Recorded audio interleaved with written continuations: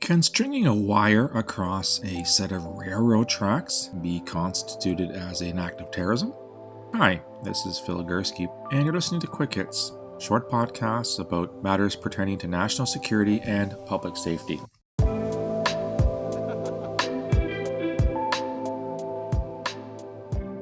A fascinating piece in this morning's Globe and Mail, often called Canada's national newspaper. I'm not sure if that's true or not. I want to cite a few excerpts from it.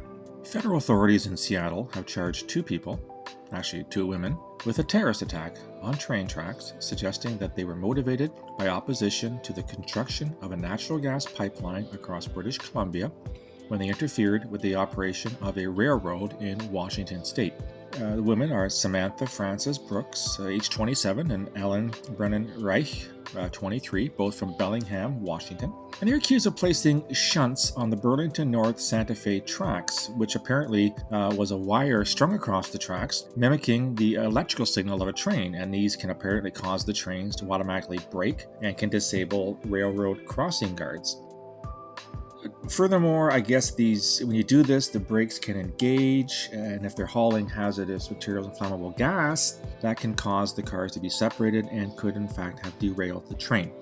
The charges, which refer to an incident last Saturday, so November the 28th, are only one of 41 such cases involving this particular railroad since January, and there was a message claiming responsibility posted on an anarchist website. And according to a spokesperson, these crimes endanger our community. So, saw the headline, and I asked myself, can this actually be considered an act of terrorism? First, nothing happened.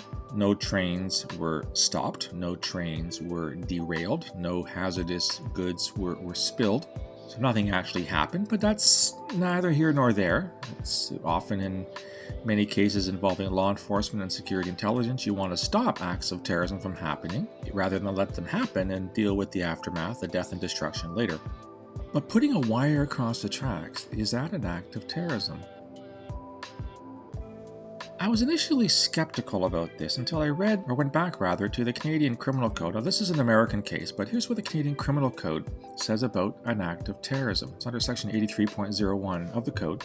It's an act of serious violence that is committed in whole or part for political, ideological, or religious reasons. And there's 5 clauses that are added to this. It intentionally either causes death or serious bodily harm. It endangers a person's life. It causes a serious risk to the health or safety of the public. And then 2 additional clauses: causes substantial property damage, which can lead to either death, endangering, or causing a serious risk to the health or public safety of the public, or causes serious interference or disruption of an essential service or system. Again, whereby that particular incident causes death or endangers a person's life.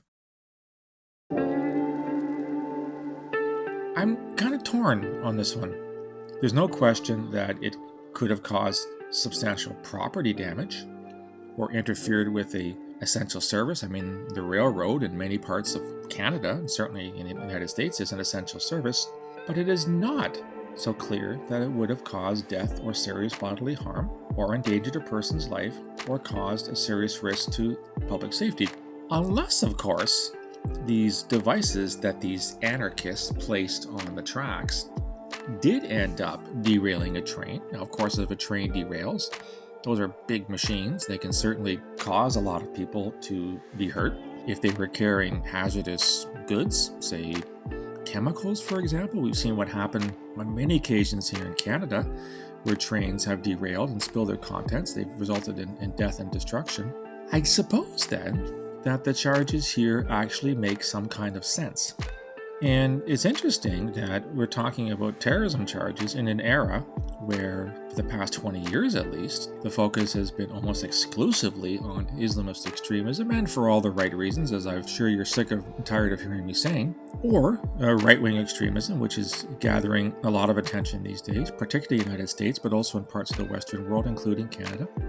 We don't hear a lot about what we would call anarchist or left-wing terrorism, though, do we? It seems to have gone unnoticed, sort of slipped under the radar. There was a famous series of incidents in the early 1980s in Canada by a group called the Squamish Five from British Columbia.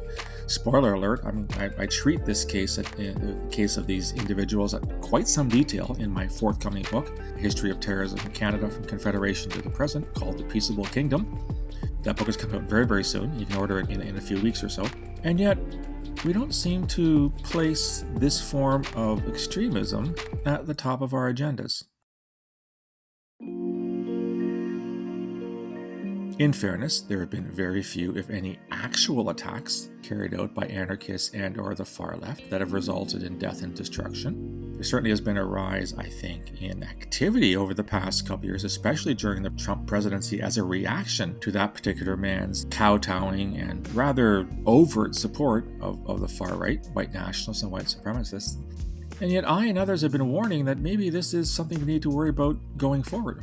There's no question there are a lot of very angry people around the world when it comes to climate change, when it comes to the destruction of the Amazon rainforest by the Bolsonaro government in Brazil, when it comes to the use of fossil fuels, and a whole host of other ills that are affecting the planet. And at times, I think I'm a little surprised we don't see more acts of violence planned and or perpetrated by those who get to a point where they feel, I've tried all the legal alternatives. I've tried protesting. I've tried talking to officials. I've tried running for elections. I've tried issuing statements. We've tried, all of the above. And yet no one seems to give a rat's ass about the environment, about the planet, about what we're doing to it, about how we're destroying it. Maybe if we start blowing shit up, people will start paying attention.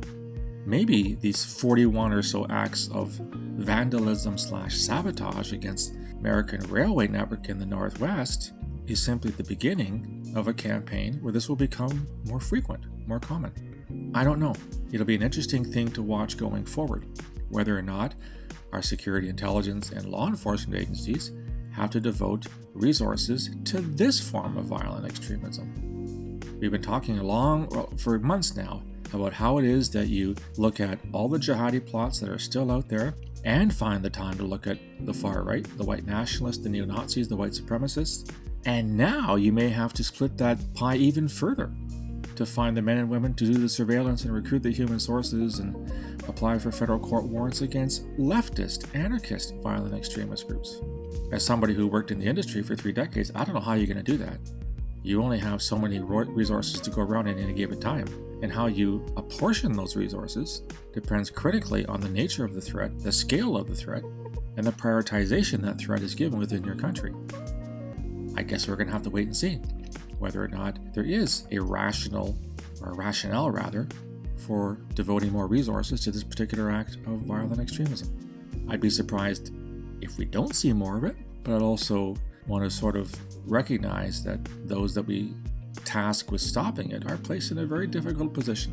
Not only is the whole freedom of expression, freedom of speech, freedom of association thing to take into consideration, there are far too many things that go bang in the night that worry these people for which they don't have adequate resources. And I doubt they're going to get them anytime soon. Anyhow, that's what I think. Do you think putting a wire across a railroad tracks constitutes an act of terrorism? Is it better an act of sabotage? Is it simply a criminal act? Let me know. You can reach me on email, borealisrisk@gmail.com, or on Twitter at borealissaves. You can also find me on LinkedIn and on Facebook. If you want to receive this content on a daily basis, go to my website, borealisthreatrisk.com, hit the subscribe button, provide your email address, you'll get a free daily digest every morning, all the blogs, all the podcasts, all the material, free of charge. Love to hear from you on this story and others, maybe some ideas for future podcasts. I'll talk to you again soon. Until then, stay safe.